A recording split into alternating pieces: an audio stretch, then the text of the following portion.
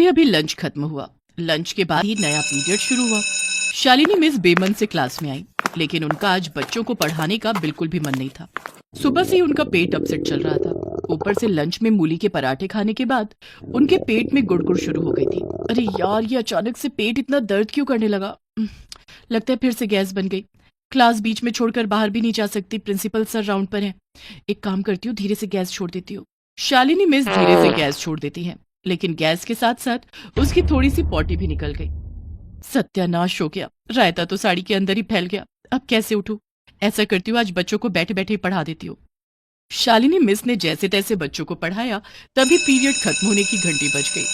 Shalini miss धीरे से class से बाहर जाने के लिए उठी कि तभी उसकी साड़ी से बूंद बूंद करके पॉटी नीचे गिरने लगी। अरे वो देखो, शालिनी मिस ने तो साड़ी पीली कर दी। सभी बच्चे जोर जोर से हंसने लगे। शालिनी मिस शर्मिंदा होकर वहां से चली गई, लेकिन घर आकर उसे दिन की वो घटना रह रहकर याद आ रही थी। वो अभी अपने पेट को पकड़े हुए थी। मुआइस पेट को भी आज ही खराब होना था। कल स्कूल में नंदिनी मिस की फेयरवेल पार्टी है। पेट तो खराब है, लेकिन क्या करूं? मैं खाए बिना भी तो नहीं रह सकती। पेट का क्या है, आज नहीं तो कल ठीक हो ही जाएगा। लेकिन अगर पार्टी में नहीं गई तो अगली पार्टी ना जाने कब आएगी। दवाई खाकर देखती हूँ, क्या पता कल तक ठीक हो जाए। अगले दिन भी शालिनी का पेट खराब ही रहता है, लेकिन फिर भी शालिनी तैयार होकर अपनी कलीग नंदिनी की फेयरवेल पार्टी में चली जाती है। और वहां पहुंचकर ढेरों पकवान देखकर वो खुद पर काबू नहीं रख पाती और खाने पर टूट पड़ती है। गोलगप्पे, हाय कब से नहीं खाए। अरे भैया, एक प्लेट लगाना तो। शालिनी लगातार गोलगप्पे खाए जा रही थी। उसके बाद उसने पाव भाजी और चाउमीन भी खूब दबाकर खाई। उसका पेट लगातार गुड़गुड़ किए जा रहा था। एक हाथ उसका पेट पर था तो दूसरा खाने की प्लेट पर।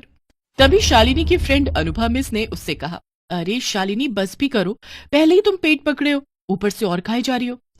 क्या करूं यार, इतना कुछ देख के तो मुंह में पानी आ रहा है और खुद पर कंट्रोल ही नहीं हो रहा। अरे ये सब उल्टी सीधी चीजें खाना छोड़ेगी तभी तो पेट ठीक होगा। पेट खराब होने पर तो खिचड़ी खानी चाहिए। छी छी, खिचड़ी भी कोई खाने की चीज है? नाम से ही उल्टी आ जाए। शालिनी उस दिन भी किसी की नहीं सुनती और पेट भरने के बाद भी खाती रहती है। अगले दिन वो स्कूल आई तो उसका पेट और भी खराब हो गया। क्लास में पढ़ाते हुए उसके पेट में गुड़गुड़ाहट उठी और वो वॉशरूम की तरफ भागी। फिर कुछ देर बाद वापस क्लास में आई, लेकिन क्लास में पहुंचने के बाद उसे फिर से गुड़गुड़ाहट होने लगी और वो फिर वॉशरूम की तरफ भागी। तभी उसके सामने वाली क्लास में अनुभा मिस पढ़ा रही थी। वो शालिनी के पास आई और पूछने लगी, क्या हुआ शालिनी, तू ठीक तो है ना? कल मना किया था ना तुझे ज्यादा खाने से। नहीं नहीं, ऐसा कुछ नहीं है पागल, मैं बिल्कुल ठीक हूँ। वो तो बस थोड़ा विमेंस प्रॉब्लम है इसलिए। अच्छा मैं चलती हूँ, क्लास लेना बाकी है अभी। शालिनी किसी तरह बचते बचाते वहां से निकल गई। दिन में बस से घर आते वक्त उसका पेट फिर खराब होने लगा। अरे यार, क्या मुसीबत है ये, फिर से गुड़गुड़ाहट शुरू हो गई। गाड़ियों के हॉर्न की आवाज इतनी है कि धीरे से गैस छोड़ देती हूँ, किसी को भी पता नहीं चलेगा। लेकिन गैस छोड़ते वक्त एक बार फिर शालिनी की पॉटी निकल गई और बस में सभी अपने मुंह पर हाथ रखकर बैठ जाते हैं। तभी एक आदमी, कौन है बे? ये कौन सड़ा रहा है? शालिनी अनजान बनकर बैठी रही।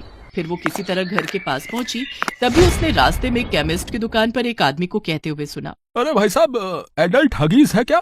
है? वो क्या है ना, मेरी माँ बहुत बूढ़ी है, वो खुद से चल फिर नहीं सकती, इसलिए डॉक्टर ने उसको हगीज पहनने के लिए कहा है भाई साहब। उस आदमी की बात सुनते ही शालिनी को एक आइडिया आया और उसने भी अपने लिए एडल्ट हगीज खरीद लिए। भैया, मुझे भी एक एडल्ट हगीज दे दीजिए। अगले दिन शालिनी वो हगीज अपने बैग में लेकर स्कूल पहुंची और जब क्लास शुरू होने वाली थी उससे पहले ही उसने वो हगीज पहन लिया और क्लास में जाकर बच्चों को पढ़ाने लगी। लेकिन कुछ देर बाद ही उसका पेट खराब हुआ और उसने इस बार भी क्लास में पढ़ाते पढ़ाते ही पॉटी कर दी। उस डायपर को पहनने की वजह से पॉटी साड़ी से बाहर नहीं आई। शालिनी बहुत खुश हुई। हाँ चलो, अच्छा है, आज क्लास में बैठे बैठे ही काम हो गया।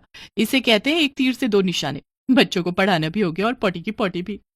डायपर पहनकर शालिनी मिस खुश तो बहुत थी, लेकिन पेट खराब की जो बदबू होती है वो किसी से छिपती नहीं। उसकी पॉटी की बदबू पूरी क्लास में फैल गई। अरे यार, ये खतरनाक वाली बदबू कहाँ से आ रही है? सच में ऐसे लग रहा है जैसे कोई खतरनाक जानवर क्लास में मरा पड़ा हो। कहीं कोई चूहा तो नहीं सड़ गया? आए बड़े, इतनी गंदी बदबू भी नहीं है मेरी जितना ये बच्चे कह रहे हैं। खैर, वैसे भी अपनी बदबू कहाँ किसी को बुरी लगती है। उस दिन सच में क्लास में किसी को भी पता नहीं चला। इसके बाद शालिनी मिस स्टाफ रूम में बाकी टीचर्स के साथ टी ब्रेक के लिए गई तो वहां भी सबको अजीब सी स्मेल आने लगी। यार सच में बड़ी अजीब स्मेल है, मुझसे तो चाय नहीं पी जाएगी। मैं तो जा रही हूँ अपनी क्लास अटेंड करने। अगले दिन शालिनी ने फिर से क्लास शुरू होने से पहले डायपर पहना और क्लास लेते वक्त फिर से डायपर में ही पॉटी कर दी। क्लास में फिर से बदबू फैल गई। प्रिंसिपल सर जब भी राउंड पर आते तो उस क्लास में अक्सर उन्हें अजीब सी स्मेल आती। एक दिन वो आकर कहते हैं, पता नहीं ये इस क्लास से इतनी बदबू क्यों आती है, मेरा तो दम घुटता है यहाँ पर। अरे पियोन, जरा अच्छे से चेक करो, कहीं किसी डेस्क के नीचे कोई चूहा तो नहीं मरा पड़ा है। पियोन ने सारी क्लास छान मारी लेकिन उसे कहीं कुछ भी नहीं मिला। लेकिन उस दिन क्लास में इतनी ज्यादा बदबू थी कि स्टूडेंट्स भी क्लास में ही उल्टियां करने लगे। ये सब देखते हुए शालिनी मन ही मन हंसते हुए कहने लगी, बच्चों, मुझे पकड़ना मुश्किल ही नहीं, नामुमकिन है, नामुमकिन। लेकिन कहते हैं ना, झूठ ज्यादा दिन छुपता नहीं है, एक ना एक दिन सच सबके सामने आकर ही रहता है। स्कूल के लेडीज वॉशरूम में चपरासन को वो एडल्ट डायपर का पैकेट मिलता है। अगले दिन जब सुबह शालिनी मिस स्कूल के सामने वाली दुकान से एडल्ट डायपर खरीद रही थी तो वही चपरासन उसको वो खरीदते हुए देख लेती है। अरे, ये शालिनी मिस एडल्ट डायपर क्यों खरीद रही है? जरूर कुछ तो गड़बड़ है, मुझे इन पर नजर रखनी होगी। दिन में कैंटीन में छोले भटूरे, बर्गर और सैंडविच ठूसने के बाद शालिनी टॉयलेट में डायपर का पैकेट लेकर चली गई और पहनकर बाहर आ गई। उस चपरासन ने उसे ऐसा करते हुए देख लिया। ओह, मतलब क्लास में शालिनी मिस बदबू फैलाती है।